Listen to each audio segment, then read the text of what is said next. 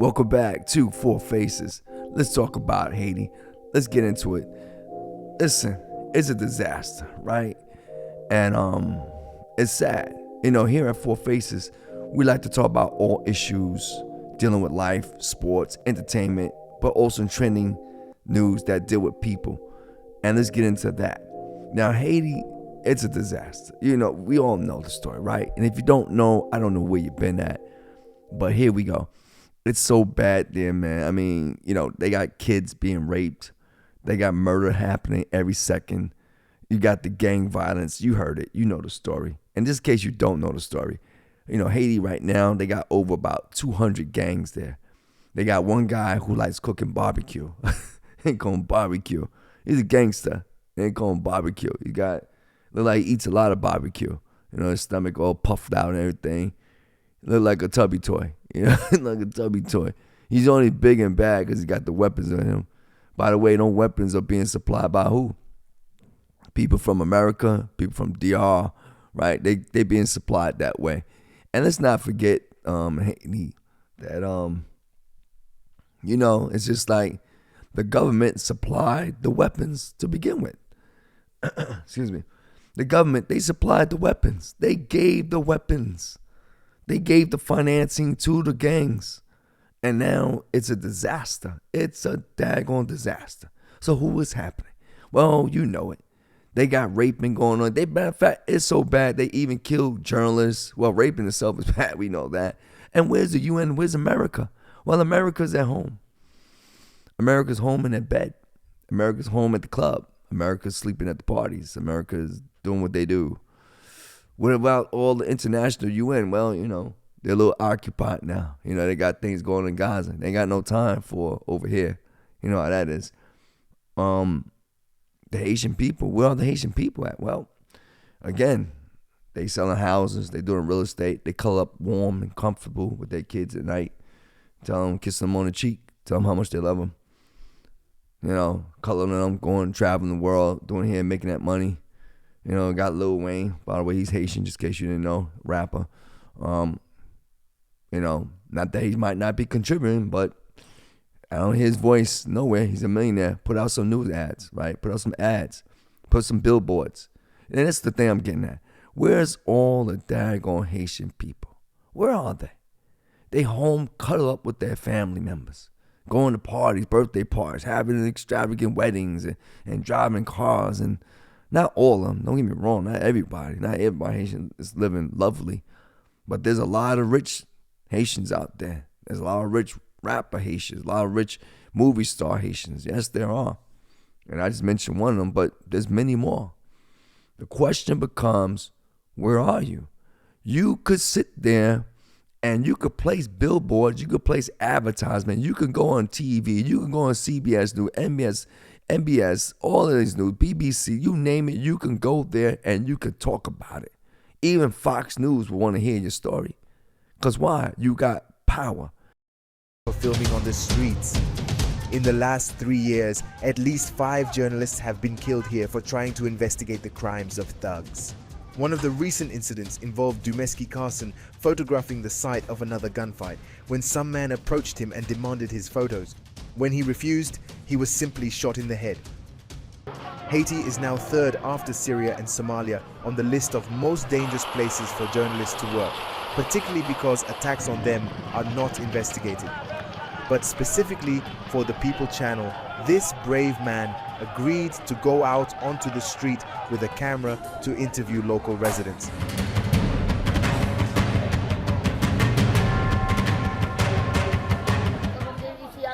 We were ambushed by bandits. It was terrifying. I had to kneel before them. Then they made me sit down. They spotted a few guys nearby, pointed their guns at them and said, "Join our fight or we'll kill you right here." This lawlessness is not happening somewhere in a back alley or behind garages. It's in the very center of the city, right opposite the presidential palace. The criminals made this woman kneel and threatened young men right here. I was able to escape from these bandits and tried to hide in a school building where there were many other people. Then the police came and kicked us out. There were constant gunshots in the street. I didn't know where to go and wandered around. I had several bags in my hands, all my things. My tears I couldn't even wipe away. I didn't understand what was happening. I was crying all the time. In the end, some motorcyclist picked me up and dropped me off here. So now, what do you do with power like that? What can you do? Well, you can manipulate, you can force the governments to do what you want them to do. Why? Because economics count. Just like Rosa Parks. Rosa Parks was able to make things happen, not only because she sparked it, ignited, sat where she wanted to sit at. It also was about the economics. Why? Because she decided not to take that, right? What happened? People of color, they started to boycott. Boycott meant what? Less money for the busing companies. That's what it was. Yeah. You can always change things in any country, especially countries like America. It's called the what? It's a capitalism for a reason. It's about profit. And anyone who thinks it's about anything different, you're fooling yourself. You think it's about the green, I should say the big flag and the stars on it and a nice song and a Statue of Liberty and people running for rights and freedom and all that. You know you're fooling yourself. You know you are. Because it was about all of that. If it was really about the poor, it was really about the destitute. It really was about people around the world and, the capitalists of the world. Then that dream would exist within America itself. Is it? Do it? Think about it. Do you pay, if you don't pay Social Security, do you get any type of Social Security when you die? Answer is no. Can you go to the hospital whenever you want? And, you ain't got no money to pay for it. Can you do that? You can do it, but then guess what? You're going to get that bill in the mail. How many of you got bills right now? How many of you got medical bills stacked up? Is the American government say, listen, we got you? How many people in the so-called land of the free got cancer and now they got no way to pay for it, pay for any type of treatment? How many of you got parents that just died because of cancer? And a doctor told you, oh, no, there's nothing we can do. Well, there's always something you could do. The question is, did you have the finance? Did your medical coverage cover it? Right? We all know that. That's why some of us get certain type of medicine over others. That's why some people are able to get transplants than others. That's of economics. That's America. Cut the notion of this big grand old dream. If it ever exists, it surely don't exist no more. And you can just see all that's happening around the world. So your question really becomes why America is not helping Haiti, which is not too far from America. Why is that? Well, think about it. And why not even the Caribbean? Let's just think the Caribbean itself, Haiti, Jamaica, all of them. Why? Separation equals safety. People gotta understand that. Separation equals safety. What do I mean by that? If all the Caribbean countries are just boggle and they fighting one another, they have nothing structure, you are less of a threat to America. It's always been the less of a threat. And that goes back to the Cuban crisis. If you do your history, you'll find out about that. Right? Same thing here with Haiti. Haiti is just cabal-lators all over the place. They're fighting one another. They're killing gangs. They're taking control. But it's confusion, disorientations. You can't be a threat when you're neither of those things. Yeah, that's the good old America.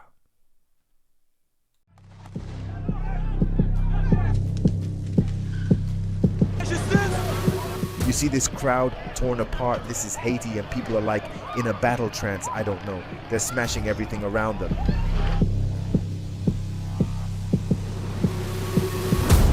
No one is afraid of the armed police. Defending government buildings here is clearly not that simple. Look, for instance, this police car has no windshield, as if they've removed it to shoot directly from inside the cabin. They've reinforced the bumpers with metal structures to smash other things and break through barricades. Just chaos. All this is happening on the streets of the capital city, Port-au-Prince. There you go.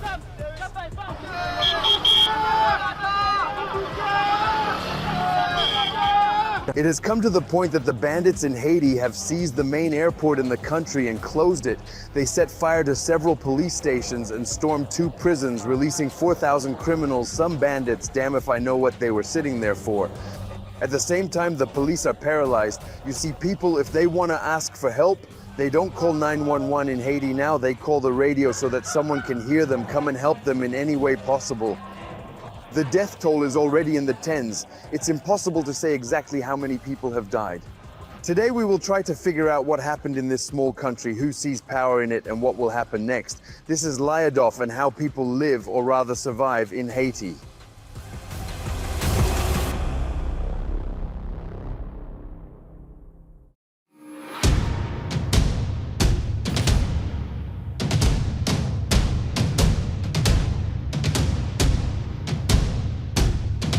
This is a new assault by armed gangs who control much of our country's capital, the capital of Haiti, Port-au-Prince. Port-au-Prince and its surroundings are set ablaze. Police officers and hundreds of people have been killed. The gangs have set fire and destroyed police stations, as well as public and private buildings. You will hear this voiceover more than once today. We found someone who agreed to show us life in Haiti today as it truly is, but he will stay behind the scenes. And I can't even tell you his name because journalists are simply killed here for filming on the streets. In the last 3 years, at least 5 journalists have been killed here for trying to investigate the crimes of thugs. That rich Haitian culture, that beauty is such beautiful people, rich culture. Beautiful people. Oh my gosh, the rich food, the plantains, the black rice, oh, so tasty, magnificent. But what about the kids in your homeland? Their bed is a stone that they sleep on. Their comfort is non-existence. The food that they eat are cans that they bang on for more. The bellies are filled with air. The cries are no more. Yeah, you have the power. My Haitian people, whether you're in Asia, Africa, wherever you are, like I said before, you have the power. I want to hear your voice. Yes, you heard me. I want to hear your voice. You have the power of the purse, like I said already. You could be putting advertisement. You could put an organization together. You could force any government to do what you want to do no matter where you are. You are educated. A lot of you Haitians out there are doctors and nurses and lawyers and politicians, and the list goes on. Electronics, engineers, computer software designers. What are you doing? You have the knowledge. You have the capability. You just need to band together and go back and fix the homeland in which you are from.